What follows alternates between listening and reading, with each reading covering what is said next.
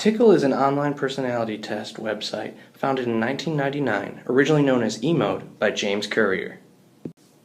Currier came up with the idea after taking a personality test himself and felt that the burgeoning use of the internet could help people learn more about themselves. Before its acquisition by Monster for $100 million, Currier learned a lot about business and himself in fostering the growth of Tickle. The first lesson he learned was not to worry if the idea seems unoriginal. Before launching what would become Tickle, Currier worked in California in venture capital. There he saw people like the founders of Spinner.com making huge profits off putting old media on the internet. However, he wanted to use the internet to expand new media.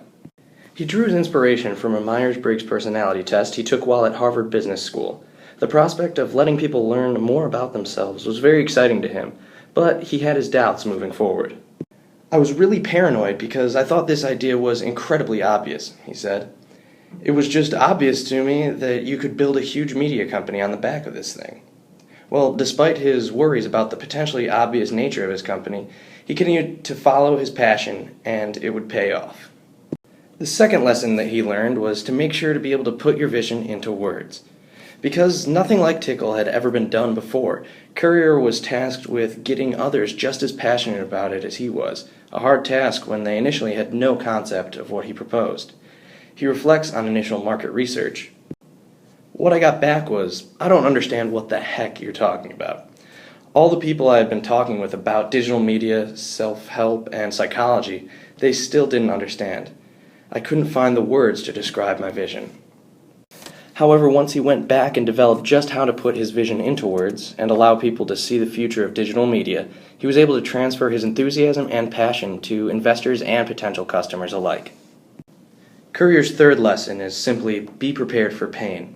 When thinking about advice to young entrepreneurs, Currier has fairly blunt words.